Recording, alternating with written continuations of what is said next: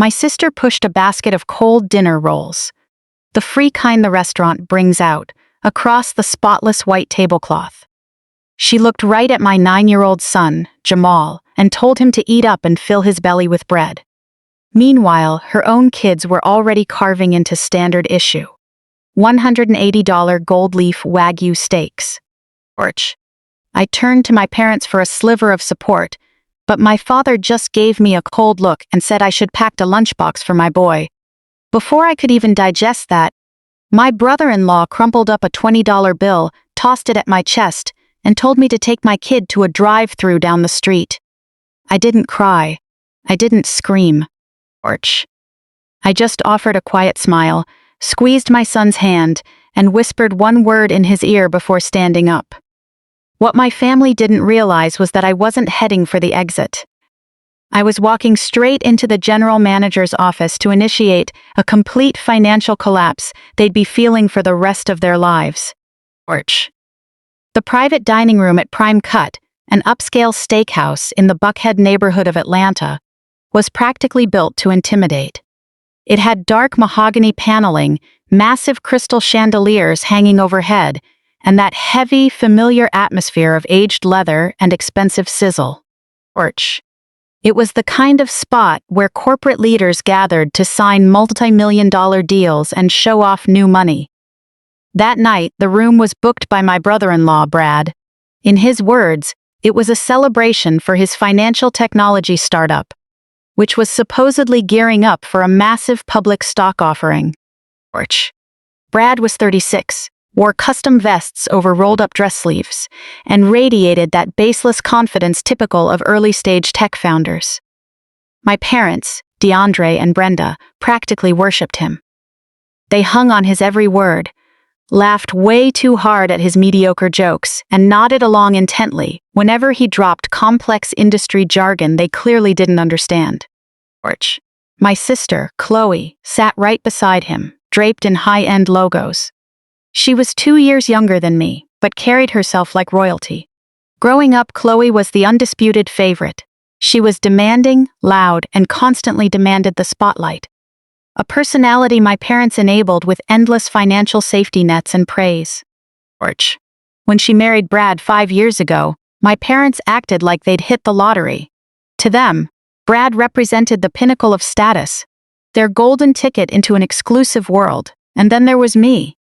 I was seated at the far end of the long table, right near the service station, exactly where my family felt I belonged. Orch. To them, I was just Kendra, a 34-year-old single mother working a dull accounting job. They mistook my quiet nature for weakness, and my lack of interest in showing off for poverty. For years, they made backhanded remarks about me being unable to keep a man, treating my wonderful son, Jamal, like an afterthought, simply because he didn't have a wealthy father around. Orch. I never bothered correcting their assumptions about my career. They had no idea that my dull accounting job was actually senior partner and managing director at Sterling Crest Capital, one of the most formidable private equity firms on the East Coast. They didn't know I managed a portfolio worth billions. I preferred keeping my private life private, protecting my peace of mind. Orch. But that evening, their toxic behavior crossed from passive-aggressive disrespect into outright cruelty toward my child. Jamal sat beside me in his best little suit. He'd spent an hour combing his hair and making sure his tie was straight, genuinely thrilled at the idea of a fancy dinner with his grandparents. He was such a good kid, polite, observant, and always eager to make me proud. Orch. He sat quietly while his 2 cousins ran wild around the room, shouting and tapping silver cutlery against the expensive paneling. My parents just smiled, calling their total lack of manners cute. The heavy wooden doors swung open, and a team of professional servers filed in, carrying large porcelain platters topped with silver domes. Orch. The room fell silent as the head server prepared to present the main courses, the air filled with the rich aroma of seared, high-grade beef. In unison, the servers lifted the silver covers, revealing 6 impressive Wagyu steaks. Orch. Each cut was thick, glistening with juice, and topped with delicate, edible gold leaf. A gaudy display of wealth, precisely the kind of thing Brad loved posting on social media. One plate went to my father, one to my mother, one to Brad, and one to Chloe. The last two went to Chloe's kids, who immediately started mashing the expensive meat with their forks. Orch. Then, the servers bowed slightly and stepped out, closing the door behind them. Jamal looked at the empty space on the tablecloth in front of him. He glanced at me, his large dark eyes filled with polite confusion. He assumed the kitchen had made a mistake, or that his plate was still on its way. He folded his hands in his lap and waited patiently, swinging his feet softly under the chair. Orch. I looked down the length of the table toward my sister. Chloe was already slicing into her steak, a smug little smirk on her face. She saw me looking. There wasn't an ounce of embarrassment or regret in her eyes. Instead, she reached across the table, grabbed the basket of cold rolls that had been sitting there since we arrived, and slid it down the polished wood toward us. Orch, the basket bumped right against Jamal's water glass. "We didn't order for your son," Chloe said, her tone dripping with fake sweetness. "Wagyu is completely wasted on kids anyway. He wouldn't appreciate the marbling. Just let him fill up on bread. It's free, after all."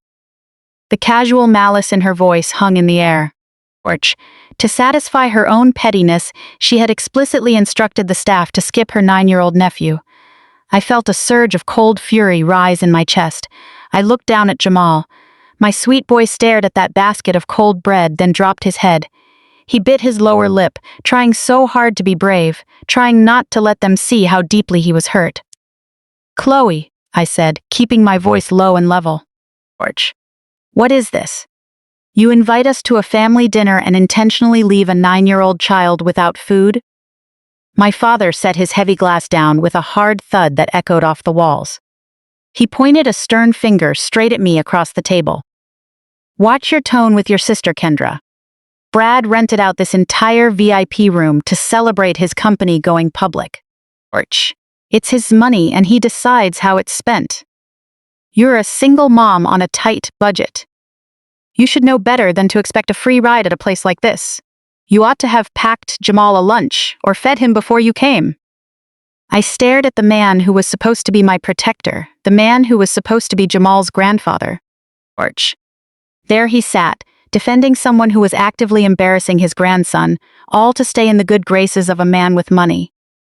My mother jumped right in, eager to back up her husband and favorite son-in-law. "Your father is right, Kendra. You always act so entitled." Orch. "Brad did something wonderful for this family tonight, and you're sitting there acting like a spoiled brat just because you can't afford to feed your own child. You're an embarrassment next to Brad's generosity. If you can't afford a venue like this, you should stay in your little apartment." The sheer betrayal from my own parents felt suffocating. Orch. They were content to watch my son sit before an empty plate while they ate gold leaf steak, all to maintain their connection to Brad's perceived wealth. They worshipped the illusion of his success so much that they were willing to throw their own flesh and blood under the bus. Brad leaned back in his leather chair, swirling his red wine with a satisfied look. He loved it. Orch. He loved watching my parents tear me down to protect his ego. He reached into his vest pocket, pulled out a money clip, and slid out a single $20 bill. He crumpled it up and casually tossed it down the table. The green ball bounced off a water pitcher and landed right next to Jamal's empty hands. "Here, Kendra," Brad chuckled condescendingly. Orch. "Why don't you take the kid out the back and hit the drive-thru down the street? Happy Meal is on me. Keep the change for the valet." Chloe burst into a harsh laugh, and my parents joined in, creating a sickening chorus of humiliation. They were laughing at us, at a 9-year-old boy fighting back tears. I stared at the crumpled bill on the white linen. Then I looked at my family. Orch. In that fraction of a second, every remaining emotional tie I had to those people completely vanished. The version of me that longed for my parents' approval died right there in that steakhouse chair. The sister who constantly made excuses for Chloe's toxic behavior was gone. All the hurt and years of being treated like a second-class citizen consolidated into something cold, heavy, and absolute. I was no longer just a mother protecting her child. I was a senior corporate strategist. Someone who restructured companies, executed hostile buyouts, and handled financial turnarounds for a living. My family thought I was a struggling accountant. They had no idea that the woman sitting at their table possessed the resources to quietly unravel their entire social standing with a single phone call. I reached out, placing my hand over Jamal's trembling fingers, giving them a reassuring squeeze so he knew he was safe. I didn't shed a tear, I didn't raise my voice. I gave them zero satisfaction. I looked Brad dead in the eye and smiled. It wasn't a warm smile. It was a cold, deliberate look. "Noted," I said softly. I stood up, smoothed my dress, and took my purse. I pulled back Jamal's chair. "Come on, sweetie," I said gently. "We're going to take a walk. Where do you think you're going?" My mother snapped, still chewing her food. "What kind of attitude is this?" I didn't answer. I turned my back on the table and walked toward the heavy wooden doors. I heard Chloe muttering about me, ruining the mood, followed by another dismissive laugh from Brad. They thought I was leaving in shame, planning to cry in my car before heading to a fast food drive-thru. But when the doors closed behind me, cutting off the noise of their celebration, I didn't head for the main exit. I took a sharp left, heading down the carpeted hallway straight toward the restaurant's administrative offices. My family knew nothing about the reach of Sterling Crest Capital, and they certainly didn't know that 6 months ago, my firm had completed an aggressive acquisition, buying out the entire hospitality group that owned and operated this very steakhouse. I wasn't a patron being pushed around. I was the property owner, and effectively the highest-ranking executive, connected to every employee in that building. The thick oak door of the executive office clicked shut behind me, shutting out the hum of the main dining room. The space was functional, a stark contrast to the velvet and mahogany outside. Overhead lights buzzed quietly over stacks of inventory invoices and reservation logs. Sitting behind a wide desk was the general manager, Mr. DuPont. He was a precise man who took immense pride in catering to Atlanta's elite, always dressed in an immaculate suit with a professional, detached expression. He didn't look up immediately when the door opened, raising a hand to signal he needed a moment to finish an email. I stood there in my simple navy dress, holding my son's hand, waiting for him to notice us. When Mr. DuPont finally raised his eyes, his mild impatience evaporated instantly. The color drained from his face, leaving his skin pale. He bolted upright from his chair so fast his knees slammed into the desk, sending a stack of menus sliding to the floor. "Ms. Williams," he stammered, his voice rising sharply in panic. "I am so terribly sorry. We had no idea you were dining with us tonight." Corporate didn't send any notice about an executive visit. "Please excuse the mess. Is everything all right? Can I get you something to drink?" I watched him fumble with his tie, his hands visibly shaking. My family believed I was a struggling bookkeeper, barely earning enough to cover the electric bill on a small apartment. For the past hour, they'd treated me like a charity case who should be grateful just to breathe the same air as Brad. My parents and Chloe had no clue that Sterling Crest Capital owned this entire restaurant group. I wasn't just working in finance. I was the board representative. I was the final authority. I owned the very chair Mr. DuPont was now too terrified to sit back down in. "Take a breath, Mr. DuPont," I said, keeping my tone calm and steady. "This isn't an official audit. I was just having a private family dinner in the VIP room." He swallowed hard, pulling a handkerchief from his pocket to dab at his forehead. "Of course, Miss Williams, we are honored to have you. Please, tell me how we can make your evening exceptional." "I need you to pull up the tab for the VIP room," I instructed. "The reservation is under Brad Miller." Mr. DuPont hesitated for a fraction of a second, his eyes glancing toward his computer screen. "Right away, ma'am. Give me just one moment." He typed quickly into the system, his shoulders tense. As the account details loaded on his monitor, a strange look crossed his face. Orch. He leaned closer to the screen, looked back up at me, and shifted uncomfortably on his feet. He looked intensely embarrassed, like a man caught between a rock and a hard place. "Is there an issue with the bill?" I asked, taking a step closer. Mr. DuPont wiped his brow again. "Well, Ms. Williams, it's a somewhat unusual situation. Mr. Orch. Miller requested to settle the tab early to secure the room and make an impression on his guests. However, his primary payment method, a corporate metal card, was declined by our merchant system. He insisted it was a bank error and asked us to run it again. We tried 4 times. Every single attempt came back declined for insufficient funds." A faint, cold smile began to take shape on my lips. Orch. Brad, the arrogant tech founder who had just tossed a crumpled $20 bill at my chest, couldn't even cover the gold leaf stakes he used to humiliate us. "Go on," I said quietly. "When the card failed the 4th time," Mr. DuPont explained, lowering his voice as if sharing a secret, "Mr. Miller pulled me into the hallway. Orch. He was sweating, asking if we could split the total across 6 different standard consumer credit cards. We've been trying to process those in the back office for the last 45 minutes. Unfortunately, 2 of those secondary cards declined as well because they were completely maxed out. Orch. He currently owes $3,500, and we have no valid payment method in the system to cover the balance. I was just about to head back to the VIP room to ask how he intends to settle the account. I stared at the manager as the pathetic reality of my brother-in-law set in. Orch. Brad was sitting in that plush room, sipping expensive wine, posing like a titan of industry, while behind the scenes he was practically begging the staff to run maxed-out credit cards just to maintain his fragile illusion. My parents were bowing down to a man who was running himself into the ground for clout. Orch.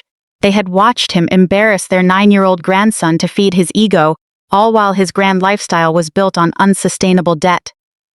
"Mr. DuPont," I said, reaching into my handbag and pulling out my titanium corporate executive card.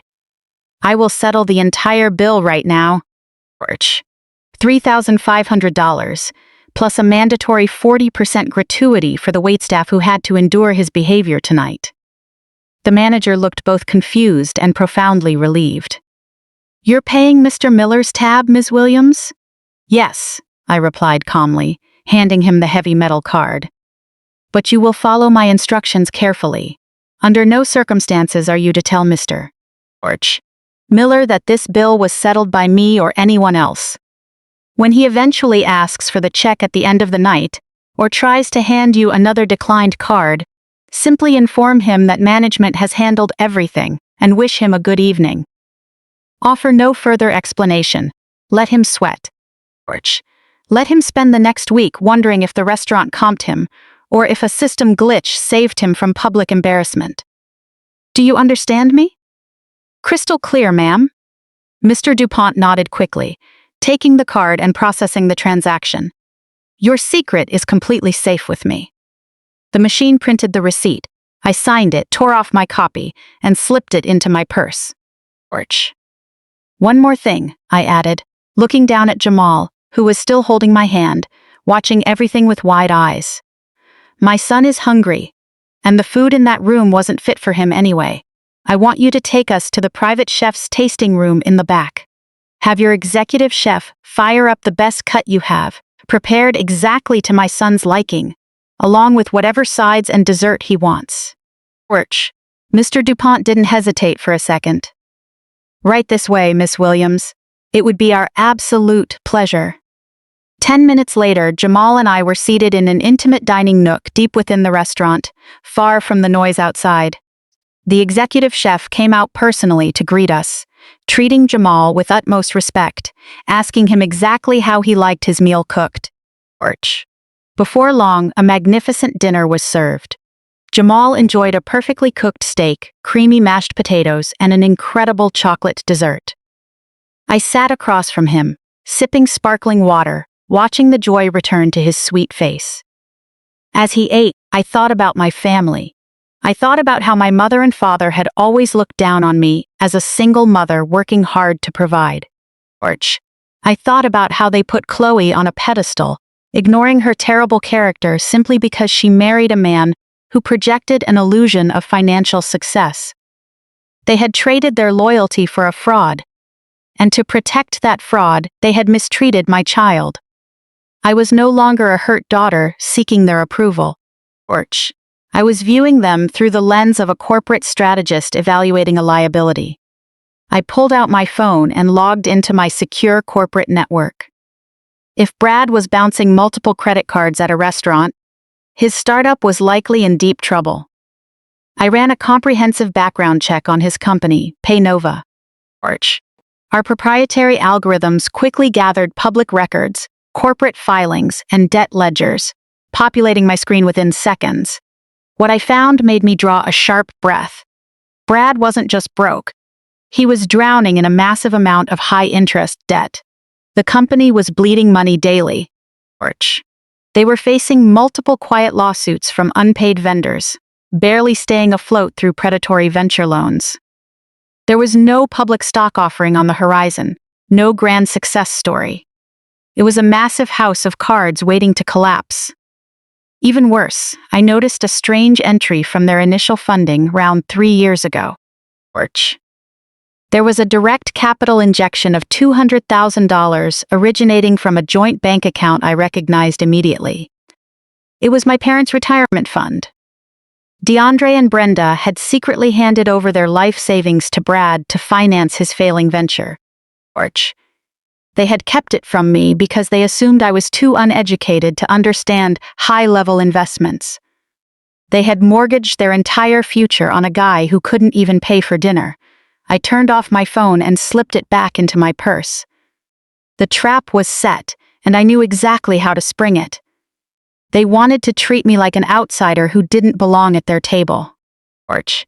I was about to show them what happens when you cross someone who actually holds the keys. When Jamal finished his dessert, he wiped his mouth with a linen napkin and smiled. "That was the best dinner ever, Mom," he said, his eyes shining. "Way better than those cold rolls." I smiled back, reaching across the small table to gently touch his cheek. "Only the best for you, my love," I told him. "You'll never have to settle for breadcrumbs again. Ever." We exited through the restaurant's private back entrance, where my driver was waiting. As we drove through the lit-up Atlanta streets toward our high-rise apartment downtown, a deep sense of calm washed over me. I tucked Jamal into bed, made sure he was warm and comfortable, kissed his forehead, and turned off the light. I walked into my home office overlooking the city skyline. I poured a small glass of bourbon, sat at my desk, and opened my primary laptop. The glow of the screen illuminated the dark room. I pulled up PayNova's financial profile, mapping out every creditor, vendor, and outstanding loan Brad had ever taken on. I located the holding firm that owned his largest, most aggressive debt note. I picked up my phone and dialed my head of acquisitions directly. Despite the late hour, he picked up on the second ring. "Darius," I said, keeping my voice smooth and detached. "I need you to initiate a hostile debt acquisition first thing tomorrow morning. The target is a fintech startup called PayNova. I want Sterling Crest Capital to buy up every single cent of their outstanding venture debt by the end of the week. Pay whatever premium is necessary. I want complete control over their liabilities." "Understood, Miss Williams," Darius replied in a crisp, professional tone. "Consider it done. We'll hold the debt by Friday." I hung up, took a slow sip of bourbon, and looked out at the city lights. Brad thought he had won that night. He thought he had put me in my place in front of my family. But he had no idea that when we gathered for Thanksgiving dinner the following week, I would literally own his entire livelihood. It was time to call in the debt and let the illusion burn. A week had passed since the steakhouse incident. It was a crisp Thursday afternoon, marking the start of the Thanksgiving holiday. I pulled my unassuming sedan into the long concrete driveway of my parents' spacious suburban home outside Atlanta. The driveway was packed with cars, including the shiny white Mercedes-Benz Brad had recently bought for my sister, Chloe. Porch. I parked near the curb and took a moment to gather my thoughts before stepping out. Jamal sat in the passenger seat holding a small baked pie, our contribution to the dinner. He looked up at me with hesitant eyes, clearly remembering the humiliation he had endured just 7 days earlier. Porch. I unbuckled his seatbelt, pulled him into a tight embrace, smoothed his shirt, and reassured him that today would be different. I promised him that no one would ever disrespect him again.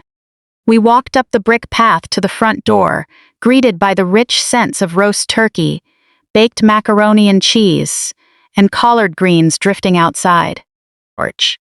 It was the familiar smell of my childhood, but the warmth that should have accompanied it was entirely absent. I pushed open the front door, and we stepped into the bustling entryway. The house was noisy, filled with the sounds of a football game broadcast on the TV and the loud, booming laughter of my father, DeAndre. Porch. My mother, Brenda, emerged from the kitchen, wiping her hands on a decorative apron. When she saw Jamal and me standing in the foyer, the welcoming smile on her face instantly flattened into a tight line of annoyance. There was no hug, no warm greeting. She simply looked me up and down, scrutinizing my casual attire. Porch.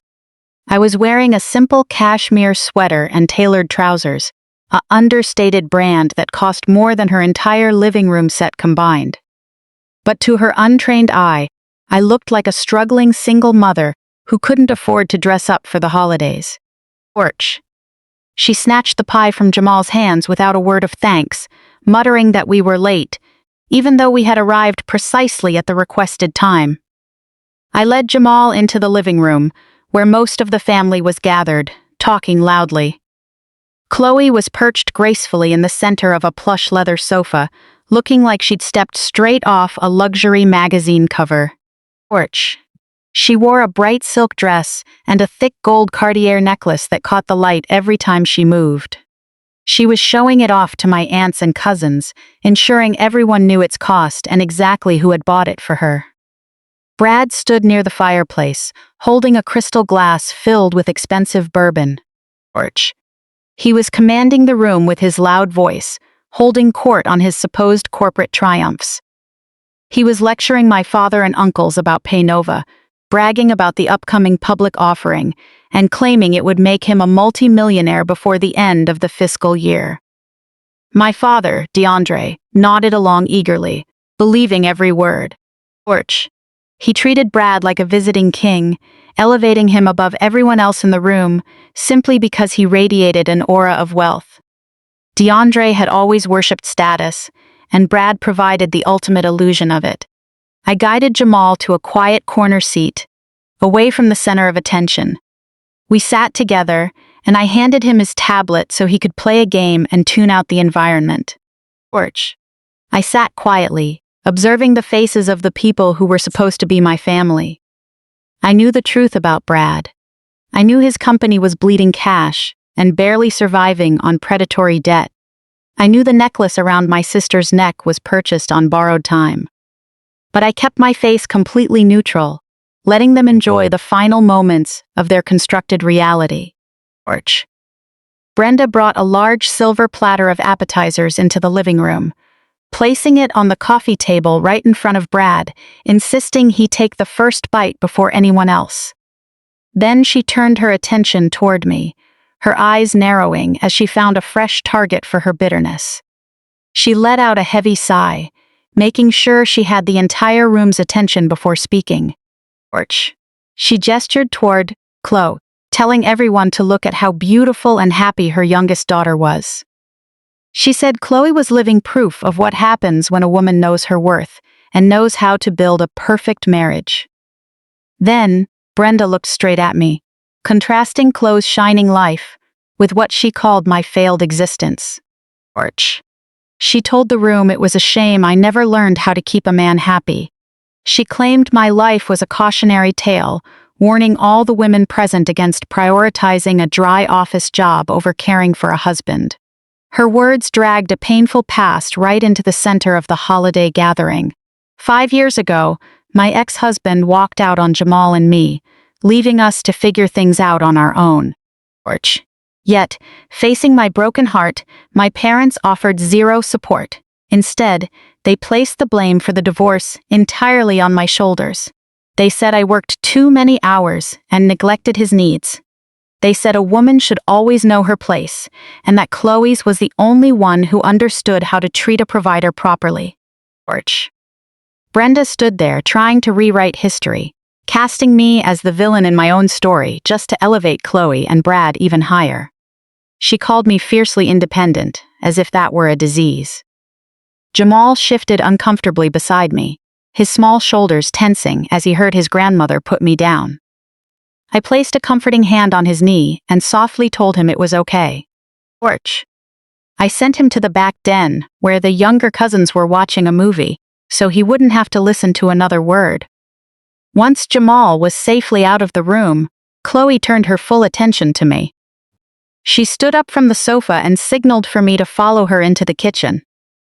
I got up and walked down the hallway into the brightly lit kitchen, where the catering staff usually set up. Chloe followed close behind, her designer heels clicking sharply on the tile floor. The moment the door closed, she crossed her arms and blocked the exit. Her face twisted into a harsh sneer. Dropping her voice to a sharp whisper, she began berating me about what had happened at the restaurant a week earlier. She said she couldn't believe I was pathetic enough to try and walk out on a bill at a high-end restaurant. She called me a coward for running off, crying just because Brad made a simple joke about getting Jamal a Happy Meal. She claimed my dramatic exit embarrassed the entire family in front of the staff. Chloe took a step closer, invading my space, pointing a manicured finger at my chest. She told me Brad had to pay a massive bill out of his own pocket because I was too broke and sensitive to handle a real adult dinner. She said the bill came out to $3,500, and Brad generously paid it with his own money to save the family from public embarrassment. She demanded that I walk back into the living room immediately and issue a formal apology to him in front of all the relatives. She said I owed him a huge favor and needed to stop acting like a jealous, bitter woman. I took a slow, deep breath and stared at my sister. I didn't back down and I didn't step away. I just looked at her, processing the absolute absurdity of her confidence. She was so firmly rooted in her ignorance. Standing there wearing jewelry bought with questionable funds, she was giving me a lecture about a restaurant tab. A tab I had cleared with my own corporate card. The sheer audacity was almost impressive to watch. She had no idea she was talking to a senior partner at the private equity firm that literally owned the establishment she was bragging about. Before I could even formulate a response, the kitchen door opened and Brad stepped inside. Swirling the amber liquid in his crystal glass, he puffed out his chest. He stood next to Chloe, placing a possessive hand on her waist, and looked at me with an expression full of condescending sympathy. He was fully prepared to play the generous savior. Brad told Chloe not to be too hard on me. He said he understood that accounting clerks don't make much, and that upscale spots like Prime Cut could be intimidating for someone in my low tax bracket. He said it was only natural for me to panic once I saw the menu prices. He gave a nauseatingly sweet smile, showing off his bright white teeth, and told me he was willing to forgive the $3,500 debt. He said, as long as I admitted I was wrong and promised never to embarrass his wife in public again. I wouldn't even have to pay him back a single cent. He said family takes care of family, even the ones struggling to keep up. I looked at the two of them, soaking in the false glow of their imagined wealth. They were completely convinced they had backed me into a corner. They thought they had successfully established dominance and forced me to yield to their financial superiority. I didn't argue with them. I didn't raise my voice to defend myself. I didn't let any anger show on my face. I just maintained my cold, steady composure, reaching deep into my designer handbag. My fingers brushed against the neatly folded, crisp piece of paper hidden in the handbag's silk lining. I didn't pull it out right away. I just let my hand rest there, feeling the sharp edges of the receipt, a document that held the power to dismantle the entire illusion my sister and her husband had built. Porch. Brad was still standing near the kitchen island, swirling his expensive bourbon, looking down at me with that pathetic savior complex. Chloe leaned against the counter with her arms crossed, waiting for me to break down and cry. They were so certain of my defeat. I slowly pulled my hand out of my purse, keeping the folded paper hidden securely in my palm. Porch. Looking at Brad, I told him that if we were going to discuss apologies and outstanding debts, we needed to do it in the living room in front of the entire family. I told him a gesture as grand as his deserved a proper audience. Chloe smirked, thinking I had finally surrendered to her perceived superiority. Porch. She agreed right away, saying the whole family needed to hear me take responsibility for embarrassing them at the steakhouse. Brad puffed his chest even higher and nodded arrogantly. He gestured toward the swinging kitchen door, letting me walk out first like a generous ruler guiding a peasant. I pushed open the heavy wooden door and walked back into the spacious living room. Porch. My son, Jamal, was safely tucked away in the back den, watching a movie with the younger cousins, far outside the blast radius. The room was loud and chaotic. A football game was playing on the large, flat-screen TV, while my aunts and uncles passed around bowls of roasted pecans, complaining about the holiday traffic they had encountered on the drive over. Porch. The air was warm with the scent of cinnamon-baked apples and roast turkey. My mother, Brenda, was arranging a large floral centerpiece on the main dining table, instructing my teenage cousins on exactly where to place the polished silver cutlery. When she saw me walk in, followed closely by a beaming Chloe and a swaggering Brad, she stopped what she was doing. Porch. She clapped her hands loudly, calling for quiet. The room gradually settled as family members turned to look, expecting a show. My father, DeAndre, stood up from his leather recliner and muted the TV. He gave Brad a look of total admiration before shifting his gaze to me. His expression hardened as he prepared to witness my surrender. Porch. Brad stepped forward, placing himself right at the center of the room. Clearing his throat, he began delivering his performance for the audience. He told the extended family that a small, unfortunate misunderstanding had occurred at the restaurant the previous week, and that I had been overwhelmed by the luxury of the setting. Porch. He announced to my aunts and uncles that my bill had come out to $3,500, and that I had panicked because an accounting clerk simply didn't make that kind of money. He lied with ease, claiming he had generously taken care of the tab to protect the family name from embarrassment. Porch. Looking around the room, he declared that he was willing to completely forgive the debt, because the holidays were all about grace and second chances. My mother looked overcome with emotion, placing a hand over her heart and telling everyone how blessed they were to have a son-in-law like Brad. She looked at me and demanded that I thank him for his charity. Porch. She said, I needed to show respect to the man who was elevating our family's standing and offering us a ticket to a better life. My father nodded sternly, telling me to hurry up and apologize so we could finally eat dinner. I walked slowly toward the center of the wide dining table. Every eye in the room was fixed on me. They waited for me to lower my head and offer a pathetic apology. Porch. They waited for me to validate their toxic hierarchy. I stopped directly in front of where my father was standing. I looked down at the polished wood of the holiday table. Unfolding my fingers, I placed the paper on the surface. I smoothed it out carefully with my palm, ensuring that under the bright dining room chandelier, the dark printed text was clearly visible. Porch. I slid the paper across the table until it rested right in front of my father. Take a look at this, Dad, I said, my voice cutting through the quiet room like glass. My father frowned, looking down at the rectangular slip of paper. It was the itemized merchant checkout receipt from Prime Cut Steakhouse. Porch. At the very top, the total amount of $3,500 was listed, but what made my father freeze was the information printed directly below the total. His eyes widened as he read the bold print confirming the balance had been paid in full.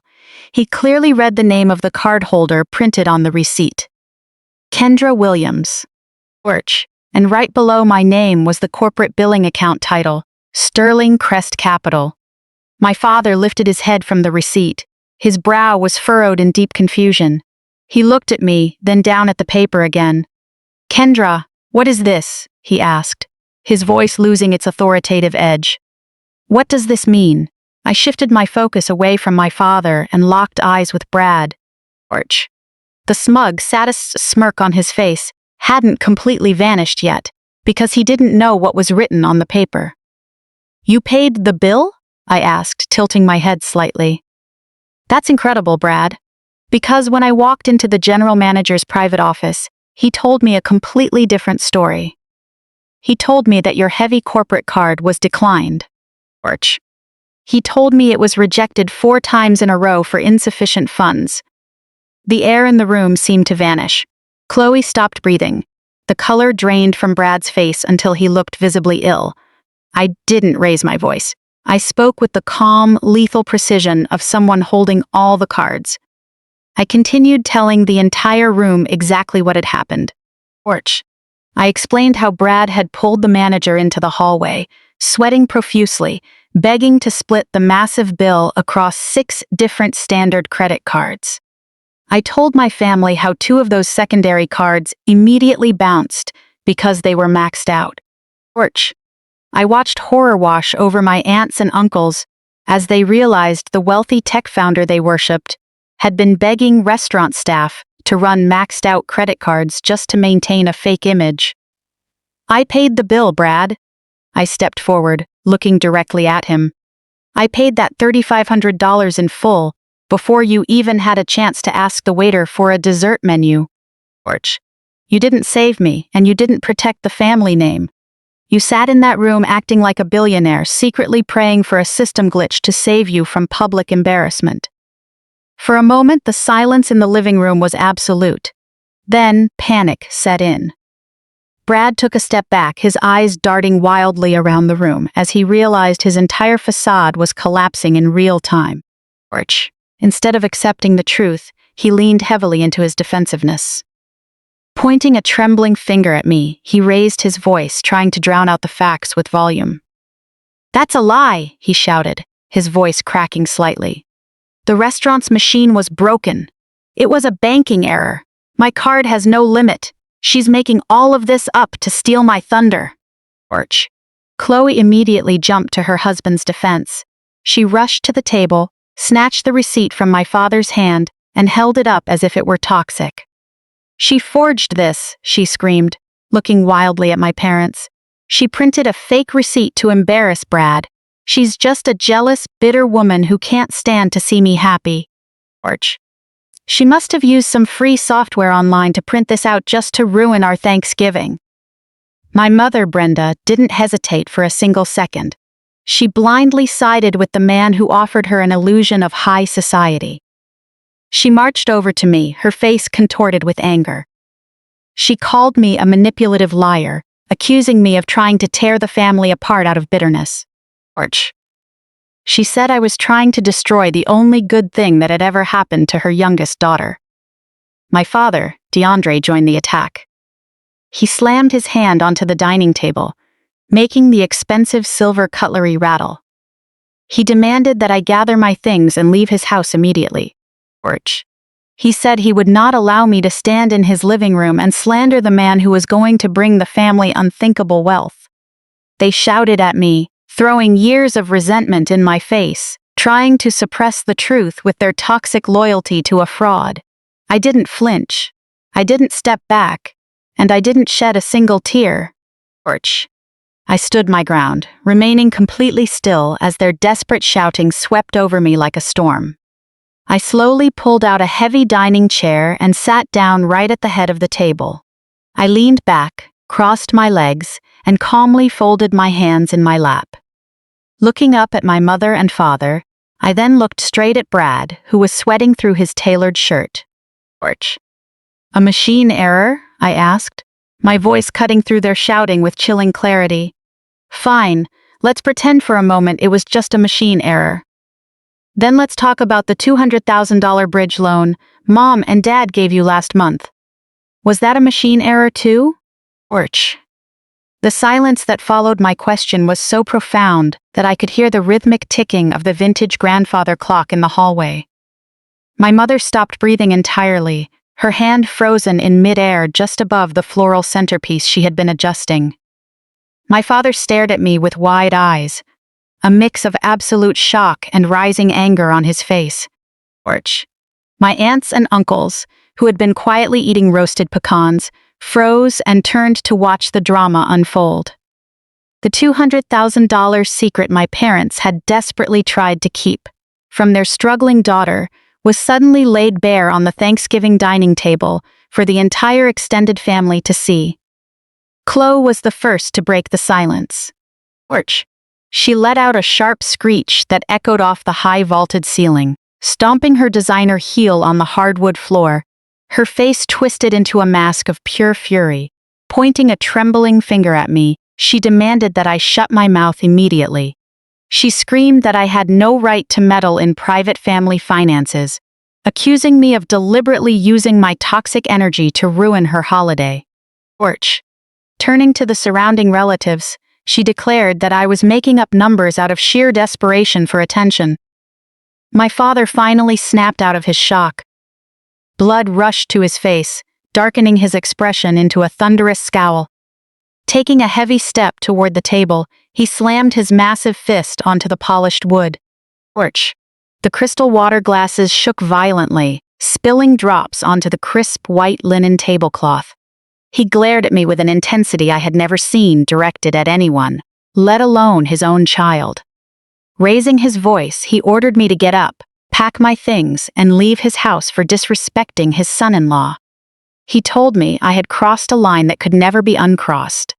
Orch. He called me an ungrateful, bitter woman who was trying to ruin the only successful man in the family, simply because I couldn't figure out how to keep one myself. I didn't move an inch from my chair. I didn't back down from his booming voice or aggressive posture. I just sat at the head of the table, radiating absolute composure. Orch. I looked straight at my mother, who was nervously wringing her cloth napkin, avoiding my gaze. I calmly asked her why they thought it was a good idea to mortgage their fully paid-off family home to fund a startup. I reminded them that they had worked their entire lives to pay off this house. Orch. I asked why they would gamble their retirement security on a man who couldn't even buy a meal for his 9-year-old nephew. My mother's face turned a deep red. Her defensive instincts flared as she tried to justify her disastrous financial decision in front of a room full of staring relatives. Orch. Drawing herself up to reclaim her authority, she told me that Brad had offered them a once-in-a-lifetime investment opportunity. She proudly announced to the quiet room that Brad had promised them a 10 times return on their initial investment as soon as his fintech company went public. She said they would be millionaires by next summer and would never have to budget again. Orch. She looked at me with deep contempt, saying they were securing generational wealth while I was struggling to pay basic utility bills. My father chimed in, his voice dripping with condescension. Looking down at me, he said they deliberately hid the details from me because I was too undereducated to understand high-level corporate finance. Orch. He said I was just a low-level clerk living paycheck to paycheck, incapable of grasping the scale and complexity of venture capital. He claimed they were building a financial legacy for the family, and that sharing the details with someone as financially illiterate as me would only cause unnecessary confusion and petty jealousy. Orch. They genuinely believed Brad was their savior, descending from the tech world to elevate them into high society. To curry favor with a man who viewed them as easy targets, they had willingly thrown their own daughter aside. Listening to their weak excuses, I felt a deep pity for the two people who had raised me. Orch. They were so blinded by greed and their desperate desire for validation from a tech founder that they had walked straight into a financial trap. I slowly reached back into my handbag. Bypassing the receipt, I pulled out a thick folder filled with dense corporate documents. I dropped the folder onto the dining table, right next to the steakhouse receipt. It landed with a heavy thud that seemed to hold everyone's breath. I looked at Brad. The arrogant, condescending smirk on his face was completely gone. He was sweating profusely now, heavy drops rolling down his temples and soaking into the collar of his custom shirt. His eyes were glued to the thick folder as if it were a dangerous snake. He knew exactly what kind of documents were kept in a folder like that. I reached out and opened the cover, revealing a heavily redacted financial disclosure document, an original from an exclusive venture debt firm. The pages were filled with complex corporate terms, detailed balance sheets, and forensic accounting audit reports, tracking millions of dollars in missing capital. I didn't expect my parents or sister to understand the technical jargon, so I took the liberty of translating the raw data into plain, simple terms for them. Looking at my father, I told him to sit down, stay quiet, and listen carefully to what I had to say next. I told the entire room that Brad's company would never have a public stock offering.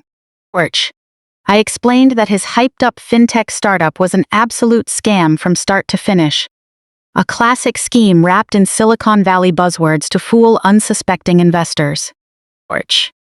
Pointing to the highlighted sections in the document, I step-by-step explained how Brad had taken money from new investors, including the $200,000 my parents took out against their home, and shuffled it around to cover his massive existing liabilities.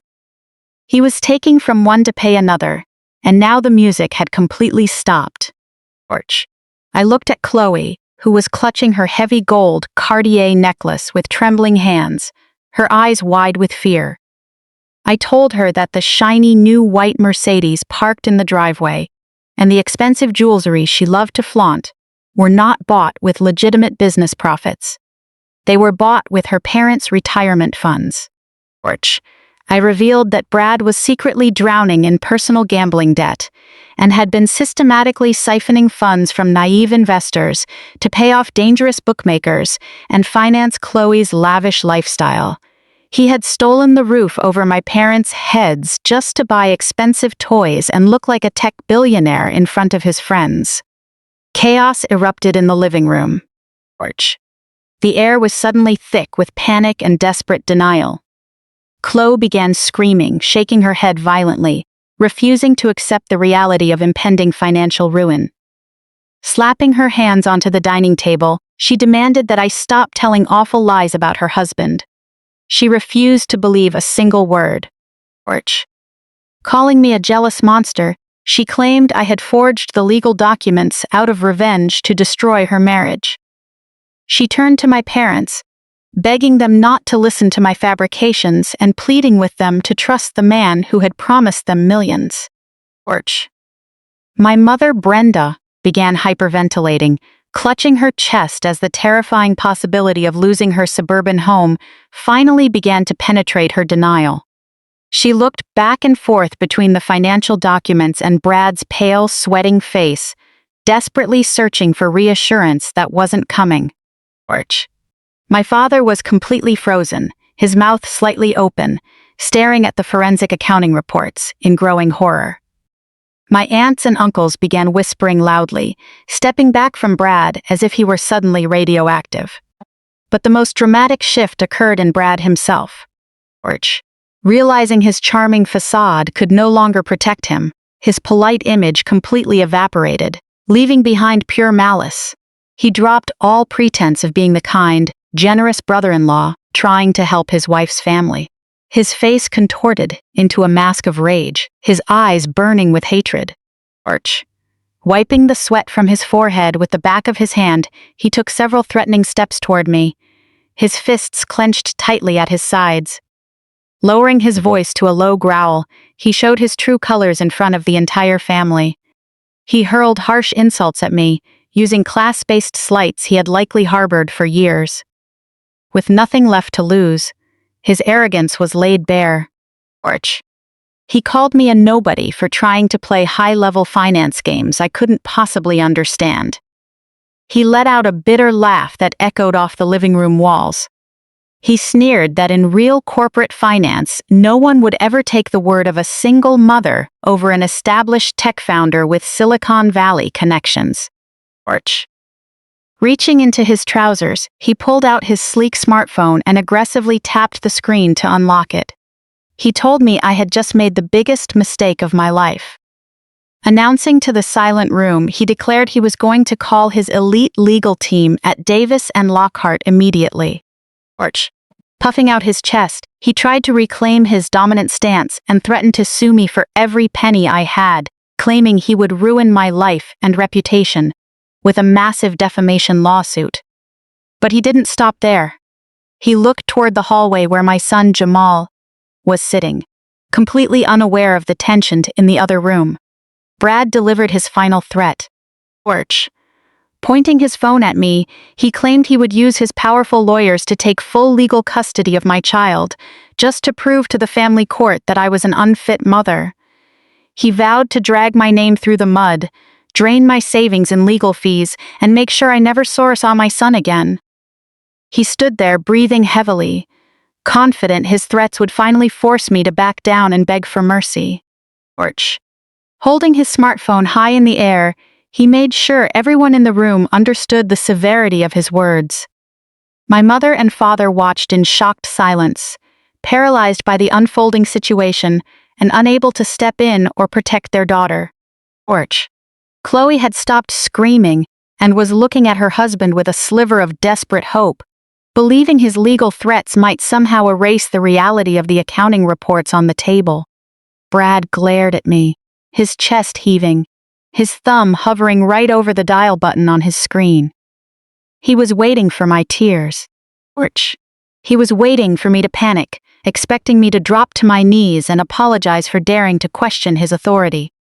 I slowly leaned back in the heavy wooden dining chair, crossing my arms over my cashmere sweater. I didn't break eye contact. The corners of my mouth curled into a small, cold smile. Tilting my head, I motioned casually toward the smartphone held tightly in his trembling hand. Orch. I told him to make the call. I told him I was very eager to hear what the lawyers at Davis and Lockhart would have to say to him today.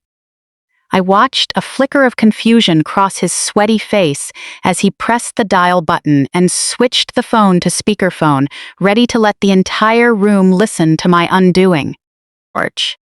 It felt as though all the oxygen had been sucked out of the living room, leaving behind a heavy tension. Brad stood in the center of the space, holding his smartphone in front of him like a weapon. His thumb hovered over the speaker button, his chest puffed out with arrogant certainty, confident that his privilege and fabricated wealth made him completely invincible. Orch. He looked down at me out of the corner of his eye, fully expecting to see fear in my expression. He expected me to break down, cry, and beg for mercy under the pressure of his legal threats. My mother, Brenda, and father, DeAndre, stood frozen behind him, holding their breath. Orch. They were practically trembling with anticipation, waiting for high-powered lawyers to put their rebellious daughter back in her place. They wanted to see me humbled for daring to challenge their prized son-in-law. Chloe stopped clutching her heavy gold Cartier necklace. Orch. A victorious smirk returned to her face as she leaned against the kitchen counter with her arms crossed, waiting for my public humiliation. All of them genuinely believed this single phone call would mark the end of my quiet life. I simply sat at the head of the heavy wooden dining table, my hands calmly folded in my lap, waiting.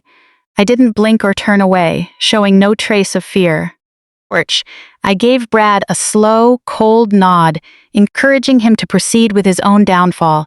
Brad pressed the speaker icon on his screen, and the loud, rhythmic ringing echoed off the vaulted ceiling of the suburban home. Ring after ring filled the heavy silence. Adjusting the crisp collar of his custom shirt, Brad squared his shoulders, projecting absolute authority to his audience. Orch. He glanced at my parents with a reassuring wink, as if signaling that he was about to handle the situation for them. The ringing stopped, and a sharp, professional voice came over the line. The receptionist at the prominent law firm. Brad cleared his throat, dropping his voice into a low, practiced rumble that he clearly thought sounded authoritative. He identified himself to the receptionist as the founder and CEO of Paynova, demanding an immediate transfer to his senior legal counsel regarding an urgent defamation matter against a rogue family member. The receptionist asked him to hold. A soft classical piano track began playing through the smartphone speaker, filling my parents' living room with a bizarrely calm soundtrack for the financial train wreck about to unfold. Chloe let out a quiet laugh, looking at me with pure, undisguised contempt. She muttered loud enough for the room to hear that once Brad took me to court, I'd lose custody of Jamal and end up on the street. My father, DeAndre, gave a stern nod of agreement, muttering that I brought this on myself by daring to challenge a successful man like Brad. I didn't react to their quiet spite. I just kept my eyes fixed on the glowing phone screen trembling in Brad's hand. The hold music cut out abruptly, and a senior partner from the law firm came on the line. But the voice coming through the speaker wasn't calm, authoritative, or ready to file a lawsuit on Brad's behalf. It was breathless, frantic, and laced with sheer panic. Brad threw on a broad smile and began launching into his rehearsed speech about shutting down a relative who was spreading vicious lies about his company. The lawyer didn't even let him finish his first sentence. He cut him off, shouting Brad's name through the speaker with zero professional decorum. "Brad!" the attorney yelled, his voice echoing sharply through the quiet room. "Thank God I caught you. We have a massive, catastrophic situation." Brad's smile froze. His confident posture faltered, and genuine confusion crossed his face as he asked what on earth the lawyer was talking about. The lawyer didn't stop for breath. Rapid fire, he delivered the most destructive financial news a startup founder could possibly hear. He said he didn't care about whatever personal business Brad was dealing with, because Paynova was officially dead in the water. He told Brad that the venture debt firm holding all their high-interest liabilities had dumped their entire portfolio overnight. The lawyer's voice shook as he explained that a massive private equity firm had stepped out of nowhere and bought up every single dollar of Brad's outstanding debt. The color drained from Brad's face, turning him a sickly shade of gray. He stammered into the phone, his voice cracking, asking how a hostile debt buyout was even legally possible and what it meant for their upcoming funding round. The lawyer practically screamed through the speaker, telling him to wake up because there was no next funding round. There never would be. He informed Brad that the new corporate debt holders had walked into federal court first thing that morning and secured an aggressive emergency injunction. The judge had taken one look at forensic accounting reports showing blatant misuse of investor funds and signed off immediately. The attorney rattled off a brutal sequence of legal consequences. He told Brad that every single corporate bank account tied to Paynova had been completely frozen. Federal marshals were currently standing in the lobby of their Silicon Valley headquarters, seizing servers, impounding physical assets, and locking the doors to the public. The company had been pushed directly into hostile receivership. Brad was no longer the CEO of anything. He was locked out of his own building, his accounts, and his own fabricated narrative. The lawyer added that the new private equity creditors possessed airtight evidence of major financial misconduct, including the diversion of capital to cover personal, gambling debts, and lavish personal expenses. Brad began to shake violently, his knees visibly buckling. The expensive smartphone nearly slipped from his sweaty hand. He pleaded with his attorney to do something, to file a countersuit, call in a favor, fix the impossible situation. The lawyer's response was the final nail in the coffin. He informed Brad that the firm of Davis and Lockhart had zero interest in representing someone facing serious federal disclosures. He announced that the firm was formally dropping Brad as a client. effective immediately, to protect themselves from the fallout of the impending federal investigation. The lawyer told Brad he needed to find a local criminal defense attorney as fast as humanly possible, because regulatory authorities and federal investigators would be knocking on his door by Monday morning. Then came his final instruction. "Never call this number again, Brad. You are entirely on your own, and we are severing all ties with your firm." With a sharp click, the line went dead. A loud, hollow dial tone cut through the quiet living room, replacing the loud confidence that had filled the space moments before. It beeped rhythmically, a mechanical sound marking a complete end. The silence that settled over the house was absolute and suffocating. It was the sound of a total, permanent reality shift. All the air seemed to drain from the room, leaving everyone gasping. Brad looked like an empty ghost. His eyes were wide and blank, staring at the dark screen of his phone, as if his brain physically couldn't process the words he had just heard. His hand trembled so violently that his arm dropped limply to his side, utterly defeated.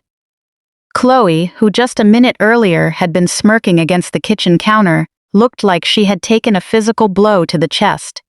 She was holding a delicate crystal glass filled with red wine. As her mind tried to process the legal terms her husband's lawyer had screamed over the speaker, her fingers lost their grip. The glass slipped from her hand and crashed straight onto the spotless hardwood floor, shattering into hundreds of sharp pieces.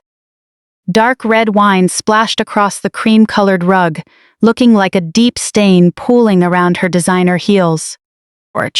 The sound of shattering glass made my mother, Brenda, jump back.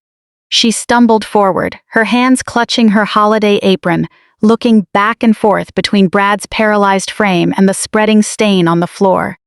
Her eyes were wide as the awful reality finally broke through her delusions. She remembered the $200,000 second mortgage they had taken out on their house to finance the startup, a company that was now seized by federal marshals. "Brad?" my mother asked, her voice a fragile whisper in the heavy room.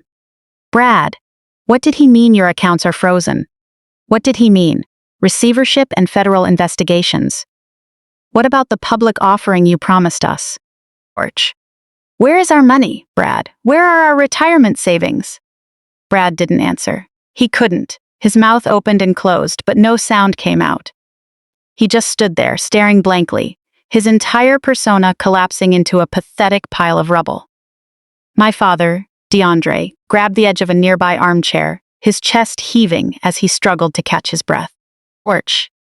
The untouchable golden boy they worshipped above their own daughter was crumbling into dust right before their eyes. I sat at the head of the dining table, watching the total collapse of their world without a shred of pity. I had given them the chance to look at the financial documents and see the truth.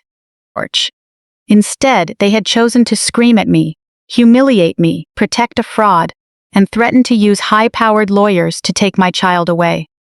They had wanted to see me ruined and left with nothing. Now, they were drowning in the exact destruction they had wished on me. I slowly placed my hands flat on the polished table and pushed my chair back. The wooden legs scraped against the floor, drawing every panicked eye directly to me. I stood up without rushing, moving with a calm, deliberate composure. I smoothed my cashmere sweater, squared my shoulders, and stood tall. My presence shifted in that single moment. The quiet, reserved single mother, who always kept her head down to avoid family conflict, was gone. The family scapegoat, the clerk they thought they could step on forever, no longer existed. In her place stood a cold, calculating corporate executive with immense power. I looked at my mother, who was trembling while waiting for an answer from the frozen man in the middle of her living room. I looked at Chloe, staring down at the broken glass and spilled wine as if it symbolized her ruined future. I looked at my father, holding his chest as he finally began to grasp the catastrophic weight of his financial betrayal and the imminent loss of his home. Finally, I locked eyes with Brad. He slowly raised his head, his deep-set eyes wide with horror as the final pieces of the puzzle clicked together in his mind. He remembered the steakhouse receipt sitting on the table.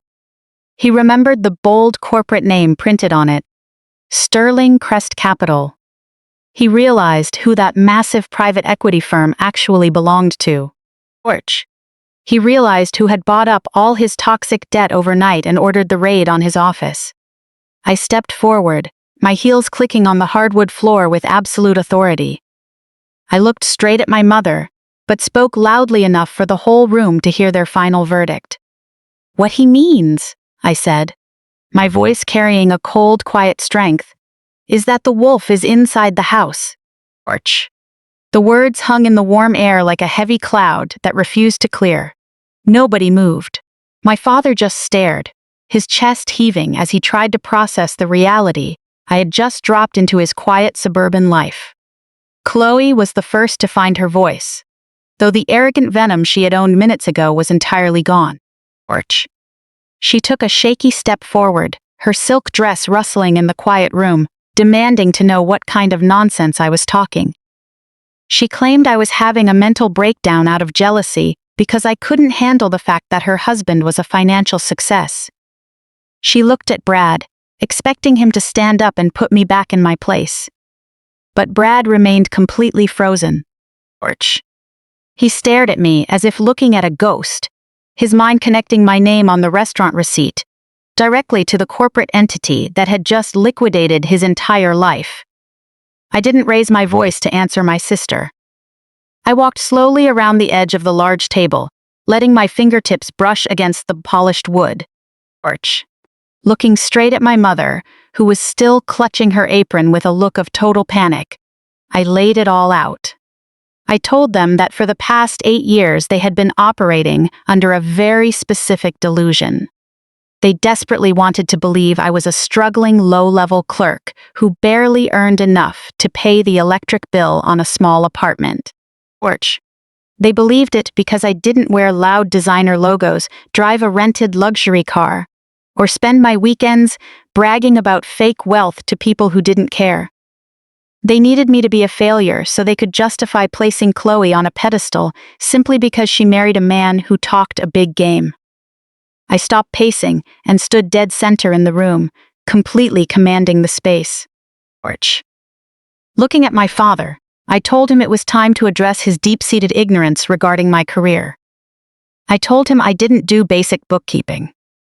I explained that I was a senior partner and managing director at Sterling Crest Capital. As I spelled out what that actually meant in the corporate world, his eyes widened in sheer disbelief. Torch.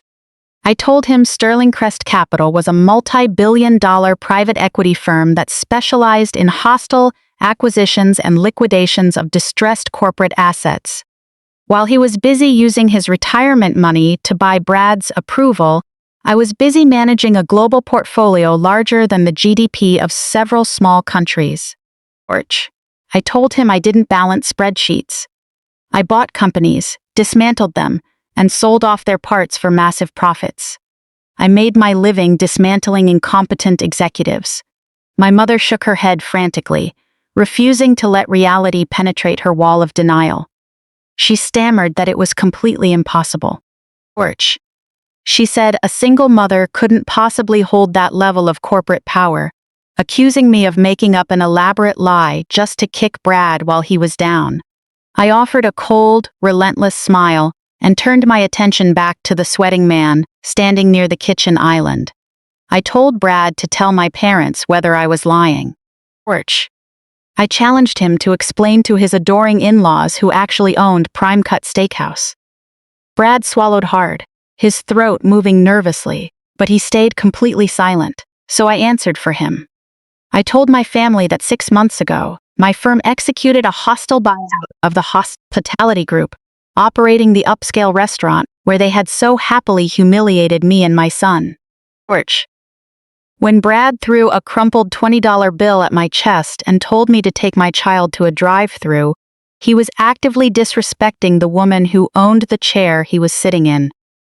I explained that I paid the $3,500 tab not because I cared about saving Brad from embarrassment, but because clearing that specific debt gave me immediate access to his merchant financial records. It gave me the exact thread I needed to pull to unravel his entire fraudulent operation. Chloe's eyes darted wildly between me and her husband. She begged Brad to say something, to call me a liar.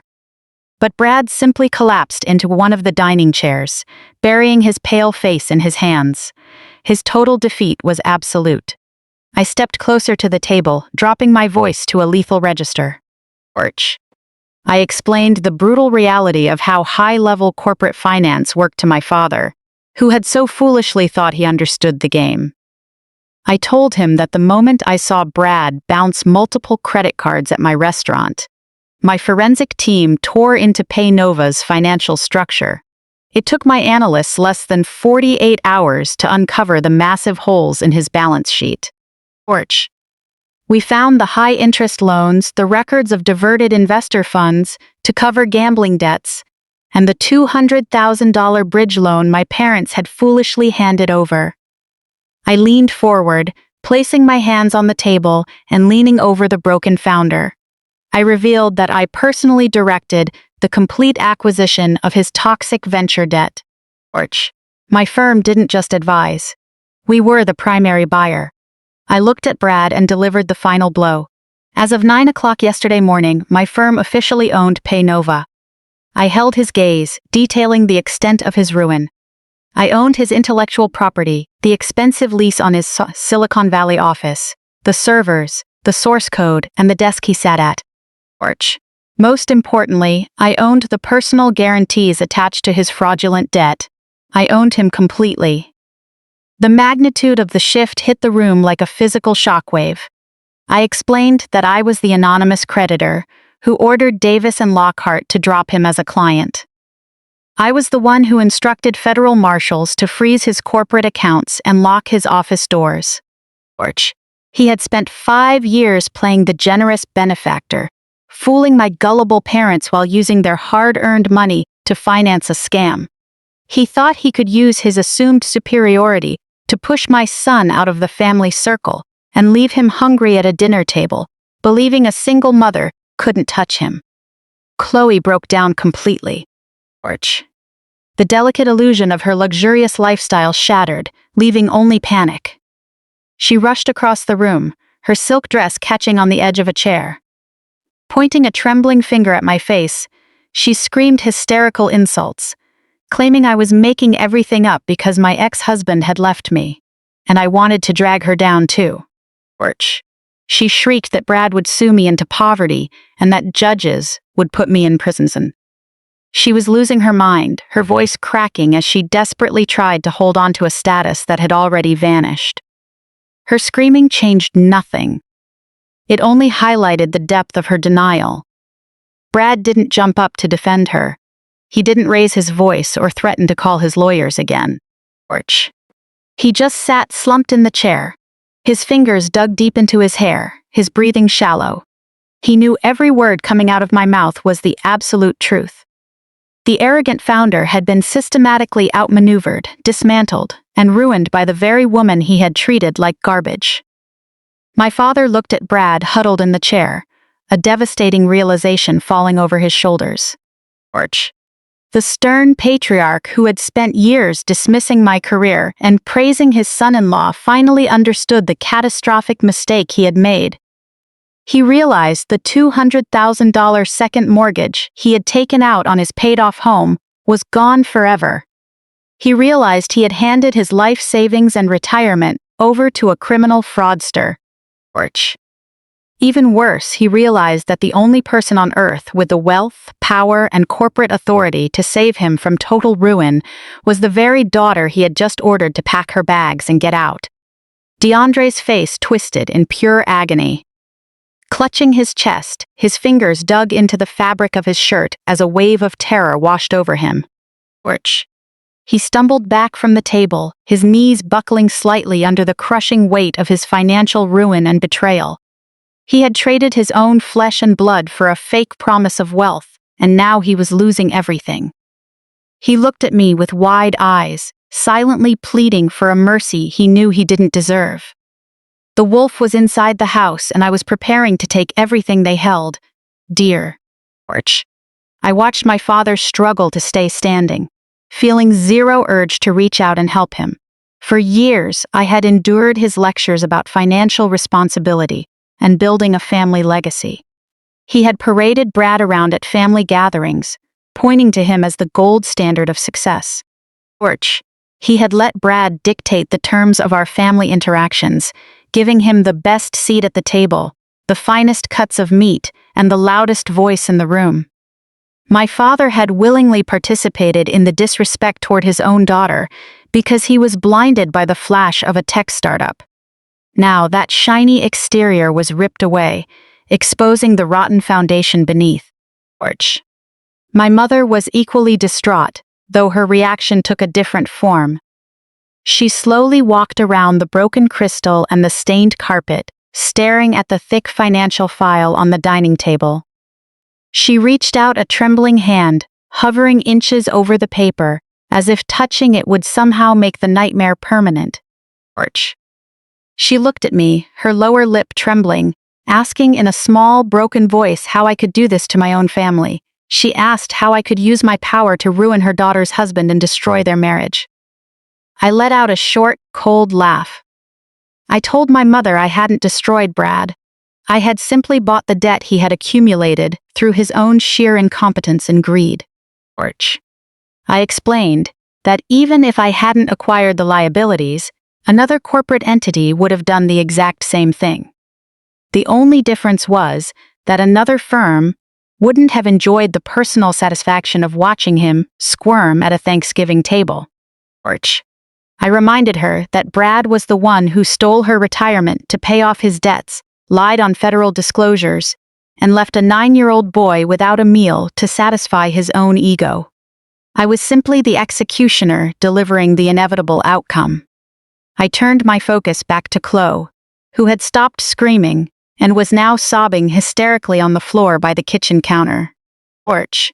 Hugging her knees to her chest, her silk dress crumpled around her legs, that heavy gold Cartier necklace looked absurd against the backdrop of her ruin. With mascara running down her face, she looked up and asked what she was supposed to do. She asked how she was supposed to survive without Brad's income, without credit cards, without the lavish lifestyle she had grown accustomed to. Porch. I looked down at my sister, the favored child who had spent her life trying to make me feel small. I told her the corporate world didn't care about her lifestyle preferences. I explained that when a company enters receivership over massive fraud, creditors don't stop at business assets. We go after everything tied to personal guarantees. Porch. I told her federal investigators would look very closely at every luxury item purchased over the last 3 years, the white Mercedes in the driveway, the designer bags in her closet, the expensive jewelry around her neck. Those were bought with diverted investor funds, and they would be seized and liquidated. The reality hit Chloe like a freight train. Porch. Burying her face in her hands, she let out a loud, agonized wail that echoed through the quiet house. Brad remained motionless at the table, slowly raising his head to look at me with completely dead eyes. He knew he was facing years in federal prison. He knew his reputation was permanently obliterated. He knew he had absolutely nothing left to offer the family that had once worshipped him. Porch. He was a ghost in his own life, and I was the one who had written his ending. My father, still holding his chest, took a shaky breath and tried to gather his thoughts. He looked at me, his eyes searching for a lifeline, a sliver of hope in the suffocating darkness. Porch. He asked what they were supposed to do now, how they were going to keep the family home, how they would survive without the $200,000 they had handed over. Looking at the senior partner of a multi-billion-dollar firm, he finally recognized my true value. He realized that the daughter he had dismissed was the only real power in the room. Porch. The execution was complete, and my absolute hold over their future was undeniable. My father stood there gasping for air, waiting for me to throw him a lifeline. He expected me to slip back into the role of the desperate daughter seeking his approval. He assumed that because I had the means to save him, I would naturally step up as the dutiful savior. Torch. Before I could even open my mouth to respond, Chloe scrambled up from the floor. The reality of impending poverty had temporarily short-circuited her brain, but her deep-seated narcissism refused to keep her down for long. She wiped the smeared mascara from her face, leaving dark streaks across her cheeks. Torch. Straightening her ruined silk dress, she looked at me with a bizarre mix of desperation and enraged privilege. Pointing a trembling finger, she demanded that I fix the situation immediately. Her voice was sharp, completely lacking genuine remorse. She said that as a senior partner at a massive firm, I had the power to make all of Brad's problems disappear. Torch. She told me that with a click of a button on my computer, I could erase the toxic debt. She called his multi-million-dollar fraud an exaggerated accounting mistake. Looking at me with frantic eyes, she claimed that as her sister, it was my fundamental duty to protect her marriage and lifestyle. She had the nerve to accuse me of being selfish and petty for holding a grudge over a steakhouse bill. Torch. She demanded that I sign the rights to pay Nova back to Brad immediately and use my corporate resources to settle things with federal regulators so they could go back to their lives.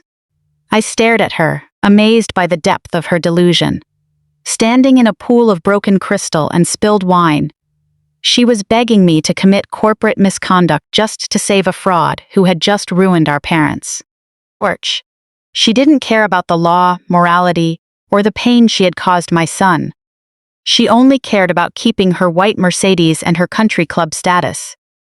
Seeing Chloe's demands, my mother jumped right in to support her favorite child. The matriarch, who had spent 30 years putting me down, suddenly decided it was time to play the family card. Torch. She walked toward me, clutching her hands at her chest, tears streaming down her face.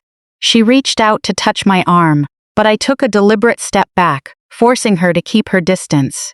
Dropping her hands, she began pleading, using the exact psychological tactics she had used my entire life.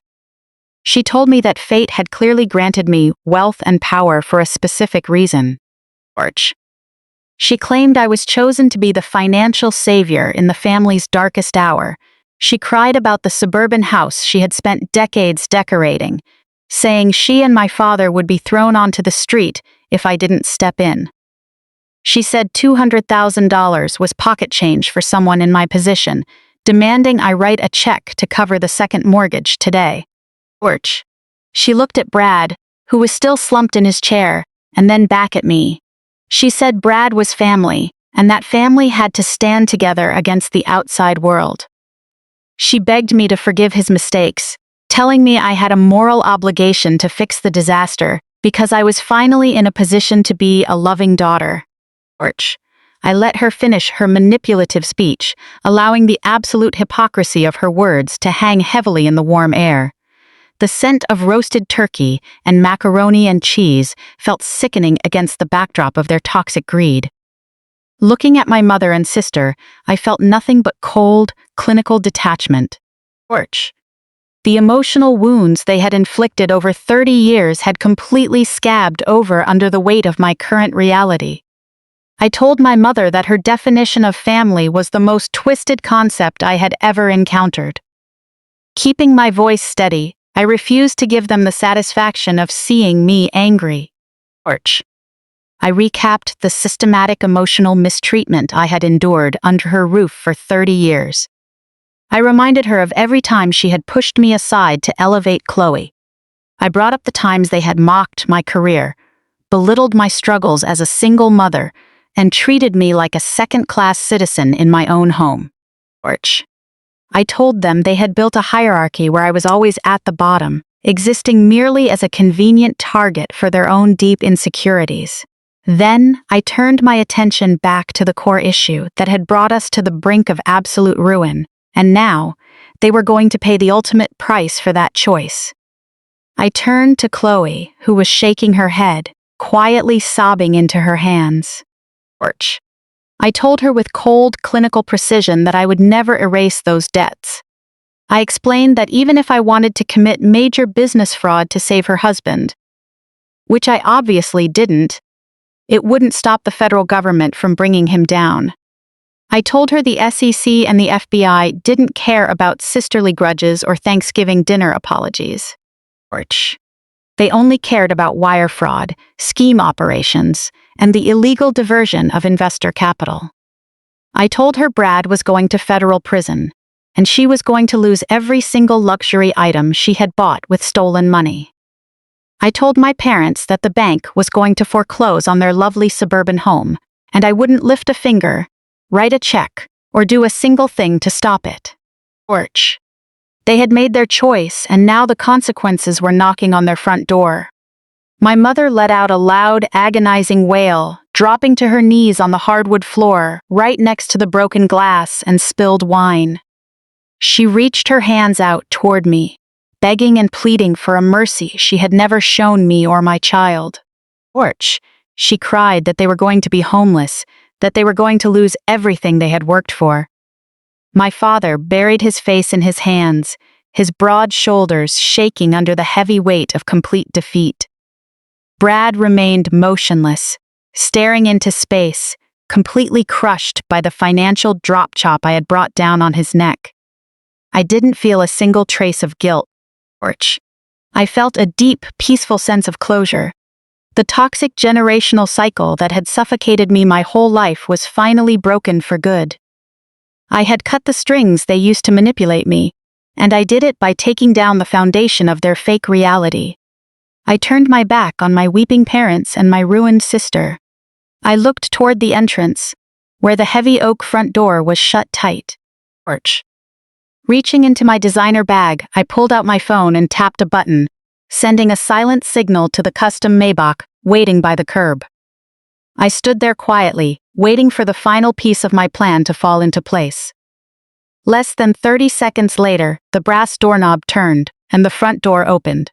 The heavy creak of the hinges froze my family mid-sob, making them look toward the hallway in panic and confusion. Stepping across the threshold into the warm light was my personal driver, Tyrone. He was a tall, broad-shouldered former military man who carried himself with quiet, lethal efficiency. Dressed in a spotless black suit, his presence commanded total authority. His entry alone seemed to take over the room, making my father shrink back against the wall. Tyrone didn't say a word. He ignored the women crying on the floor and the broken founder sitting at the table. He walked straight toward me, his heavy steps firm on the wood floor. He stopped a few feet away and gave me a respectful nod. In his large right hand, he held a simple brown paper lunch bag. It was slightly crumpled, rolled down at the top, looking just like a cheap lunch packed for a hard day's work. My family stared at that brown paper bag with wide, desperate eyes. In their deep-seated greed and delusion, they actually thought it was a lifeline. Chloe stopped crying, her eyes fixed on the bag, hoping against all logic that it was stuffed with stacks of $100 bills to bail them out. My mother held her breath, praying her wealthy daughter had brought a pile of cash to pay off the second mortgage and save the house. They still fundamentally believed that because we shared blood, I would eventually surrender and rescue them from the consequences of their own actions. I reached out and took the brown paper bag from Tyrone. I held it in my hand, feeling the light, insignificant weight of what was inside. I looked at my family, letting them soak in their desperate hope for a few more seconds.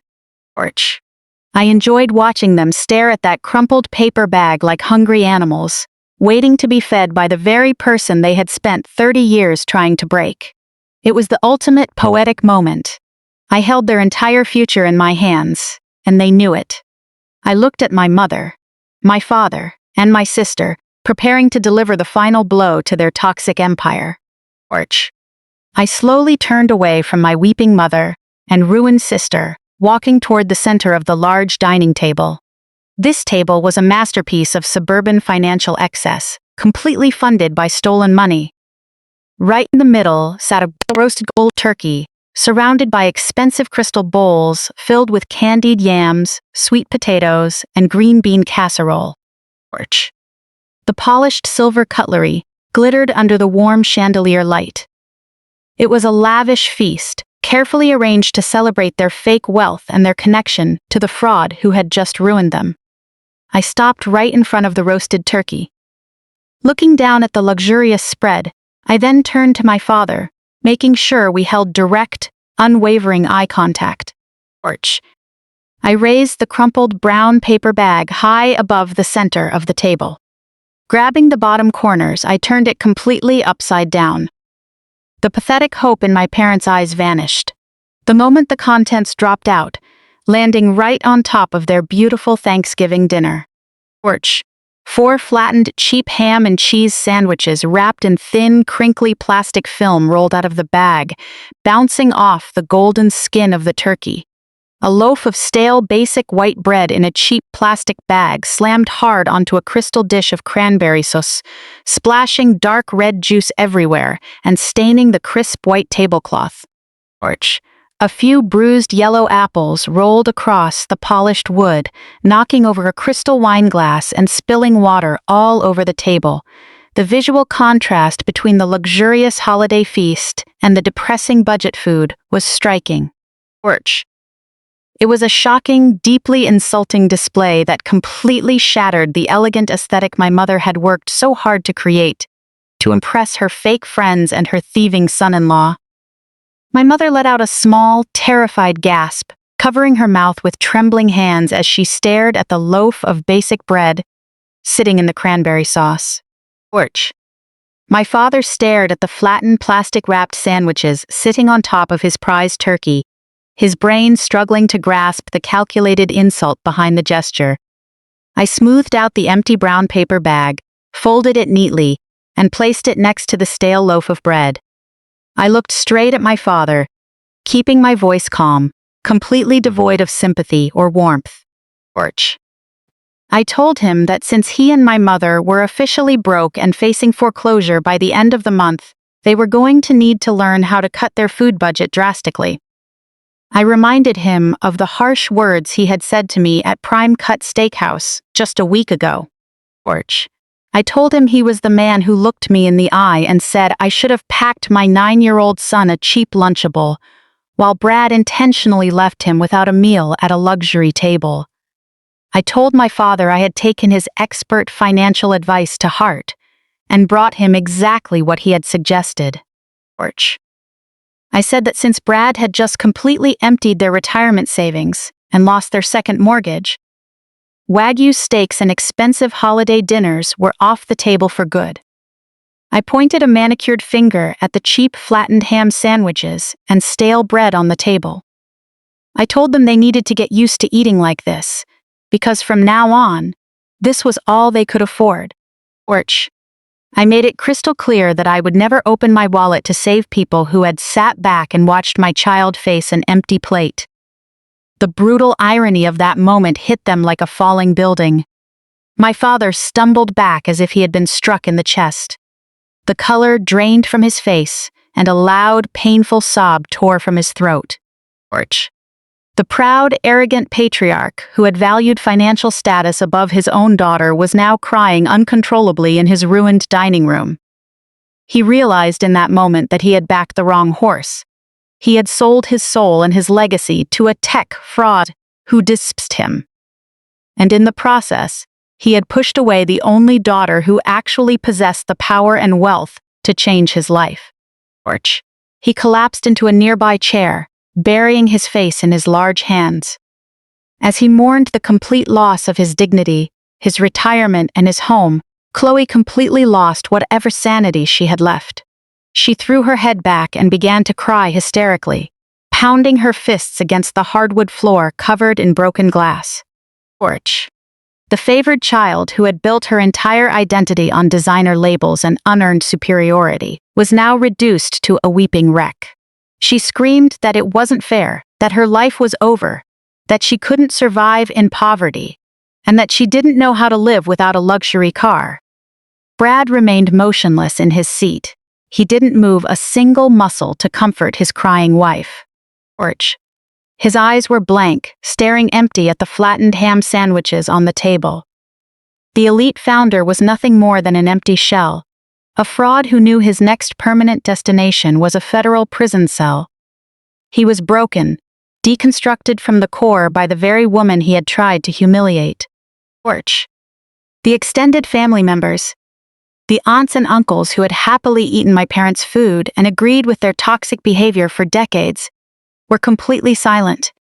They stood frozen, holding their breath, terrified to make a sound lest I turn my attention to them next. They looked at me with deep fear and undeniable awe. Orch. They finally understood that the quiet single mother they had looked down on was an untouchable force who could dismantle a life with a single phone call. I didn't waste another second looking at the ruins of my biological family. I turned my back on the crying adults and the ruined Thanksgiving feast, walking toward the den in the back of the house. Orch. I opened the door and stepped into the quiet room. My son, Jamal, was sitting on the comfortable sofa with his tablet resting on his lap. He was wearing noise-canceling headphones, blissfully insulated from the screaming, crying, and complete financial destruction in the living room. I walked over to him and gently touched his shoulder. Orch. He took off his headphones and looked up at me, his large brown eyes filled with innocent curiosity and complete trust.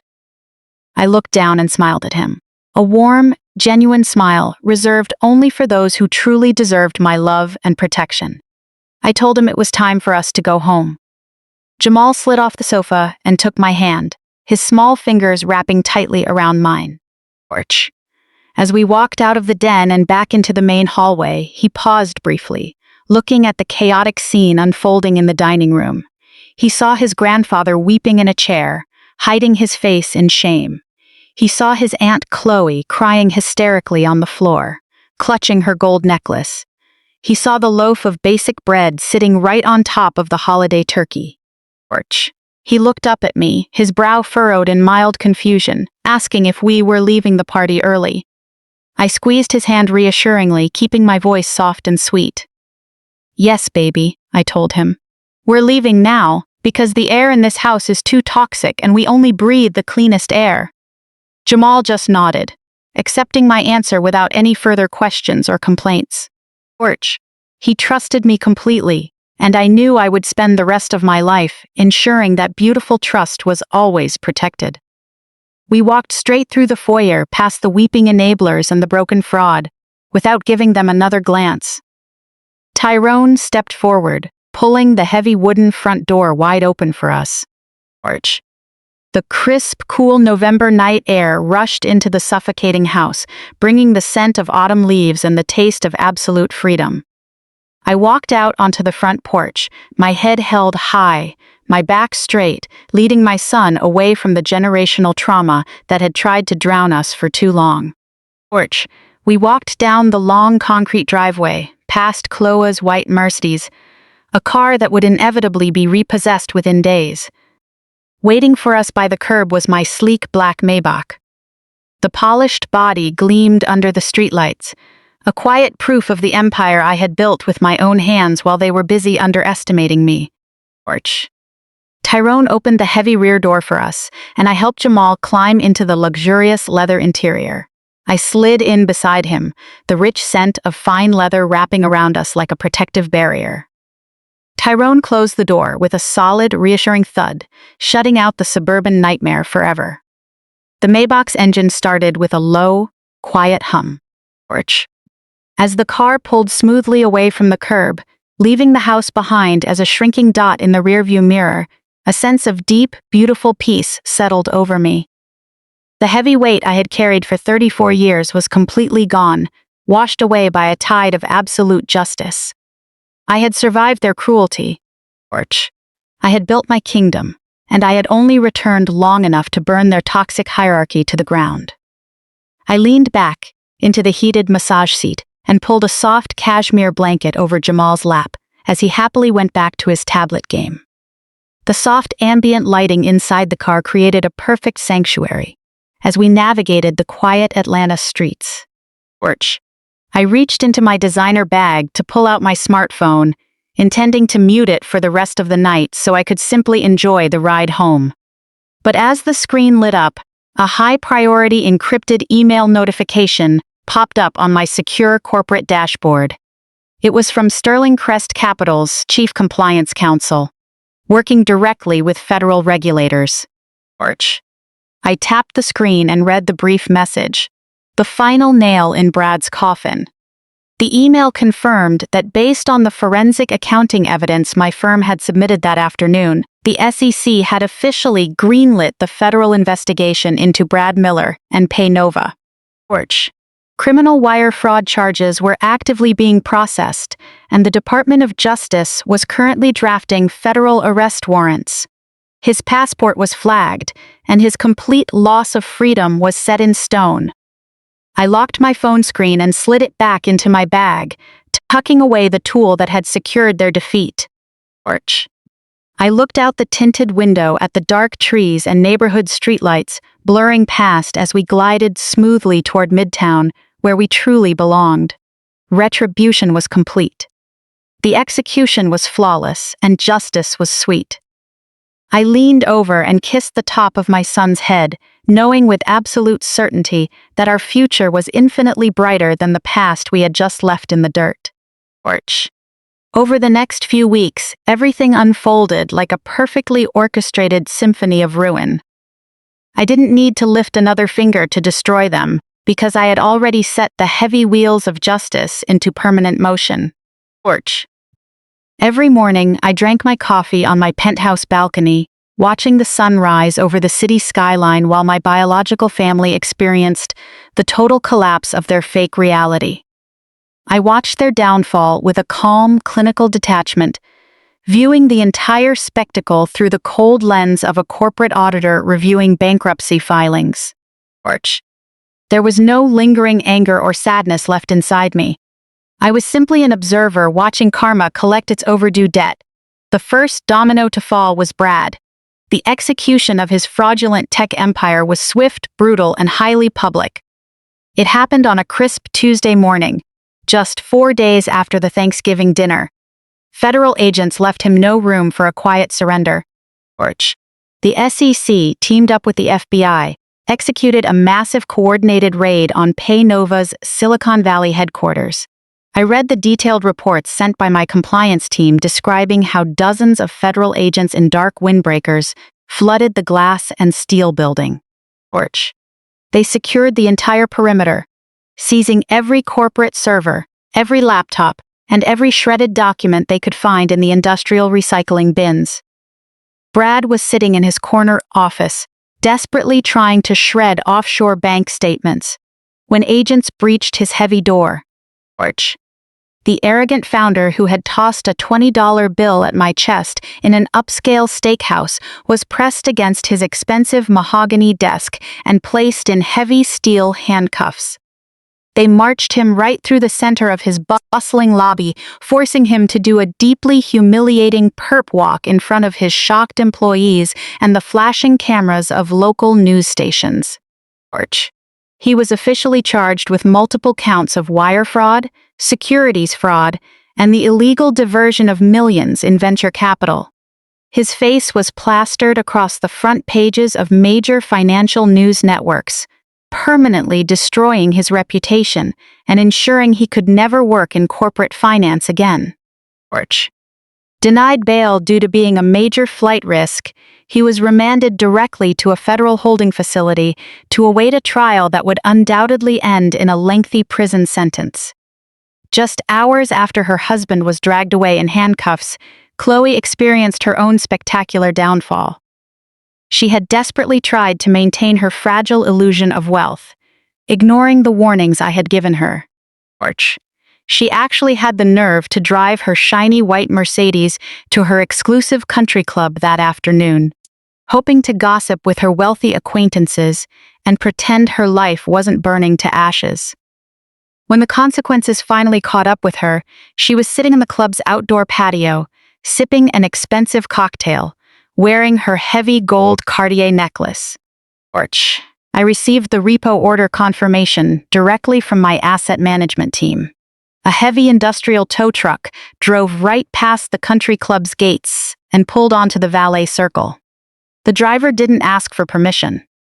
He simply backed up to Chloe's luxury car, hooked heavy steel chains under the front axle, and lifted the expensive vehicle into the air. Fast forward to a cool, crisp Friday evening in downtown Atlanta. Jamal and I were walking through the heavy mahogany doors of Prime Cut Steakhouse. The atmosphere inside the luxury restaurant was warm and inviting, filled with the soft ambient sounds of clinking crystal and quiet conversation. We didn't need to wait in the crowded lobby. The general manager, Mr. DuPont, was waiting for us right at the host stand, standing tall with a respectful smile. He greeted me warmly, spoke to Jamal with the utmost deference, and personally escorted us back to the exclusive private VIP room. It was the exact same room where my family had tried to humiliate us weeks earlier. But tonight, the energy was entirely different. There was no toxicity, no loud boasting, and no cruel mockery. It was just me and my brilliant boy sitting at the large, polished wooden table. Mr. DuPont didn't send standard waitstaff to serve us. He personally rolled a silver service cart into the private dining room. In the center of the cart sat a massive, spotless porcelain platter covered by a gleaming silver dome. With a dramatic flourish, Mr. DuPont lifted the dome, revealing the largest, most perfectly seared gold leaf Wagyu steak the restaurant had ever prepared. The rich aroma filled the entire room as he carefully placed the spectacular meal, along with a side of creamy garlic mashed potatoes and grilled asparagus, directly in front of Jamal. Jamal looked at the feast, his large eyes shining with pure joy. He picked up his heavy silver cutlery and sliced off a piece of the tender meat. He took a slow, deliberate bite, closing his eyes as the incredible flavor melted in his mouth. He chewed happily, swallowed, and then looked across the table at me, a bright smile breaking across his young face. "This is way better than bread, Mom," he said, his voice filled with sweet, innocent satisfaction. I reached out and picked up my crystal glass, filled with sparkling apple cider. I raised it across the table, waiting for him to lift his own glass. Our glasses met in the center, making a soft, beautiful chime that echoed perfectly in the quiet, luxurious room. "Only the best for you, kiddo," I returned his warm smile. "Only the best." As we enjoyed our peaceful dinner, the warm lighting from the chandelier overhead seemed to glow even brighter. Wrapped in that quiet, beautiful security, the scene finally faded out. The lesson from this story is that true strength is never loud or flashy. It lies in a quiet power, knowing your worth and maintaining your composure when toxic family members try to put you down. Blood relation doesn't give anyone the right to disrespect your child or take advantage of your kindness. Setting firm boundaries and walking away from manipulative relatives is the most empowering decision you can make. If you ever find yourself sitting at a table where your presence isn't valued, don't be afraid to stand up, turn around, and walk away.